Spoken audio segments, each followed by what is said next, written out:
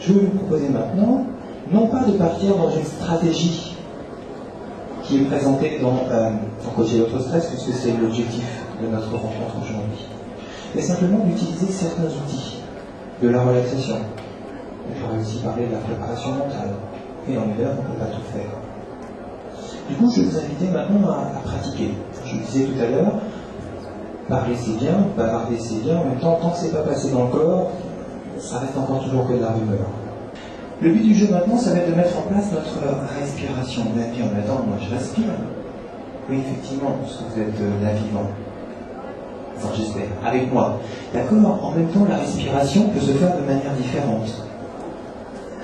Je vous invite à faire un petit exercice, tout en restant dans la posture que vous avez choisie maintenant, mettre votre main gauche sur votre ventre et la main droite, ou debout si vous voulez, c'est très bien aussi. Quand on fera les exercices après de respiration, je vous inviterai à vous asseoir et je vous expliquerai. Donc je vous explique pourquoi.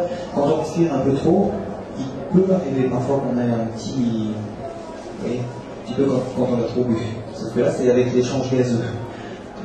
Il est préférable de faire les exercices dans un premier temps assis. Mais celui-là, vous pouvez rester debout.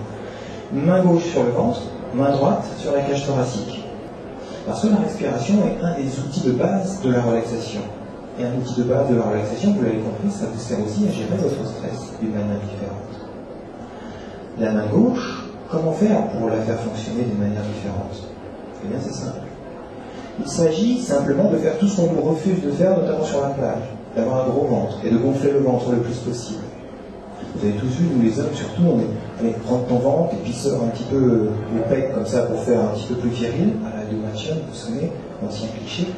Et bien là, c'est un petit peu l'inverse. C'est baisse tes épaules, relâche tes épaules le plus souple possible, et puis sors ton ventre le plus possible. Inspiration, mon ventre se gonfle. Expiration, mon ventre se dégonfle et je pousse sur ma main. Tranquillement, en douceur. Inspiration, le ventre se gonfle. Expiration, le ventre se dégonfle. N'hésitez pas à pousser sur le ventre. C'est ça. Très bien.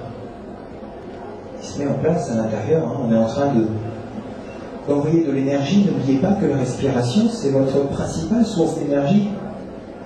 Oui. On peut arrêter de manger pendant quelques semaines, arrêter de boire pendant quelques jours, mais de respirer pendant quelques secondes. Quelques minutes pour les plus entraînés d'entre nous, mais ils sont rares. Pourquoi? Parce que l'air, l'oxygène, quand on est en l'air, est notre principal carburant. Et notre principale source d'énergie.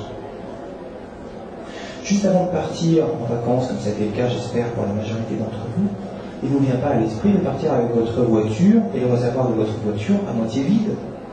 En règle générale, on fait le plein à la pompe avant de partir. Et pourtant, c'est exactement ce que vous faites tous les jours, dans votre vie quotidienne. Faute d'une respiration optimale, vous ne respirez pas très bien.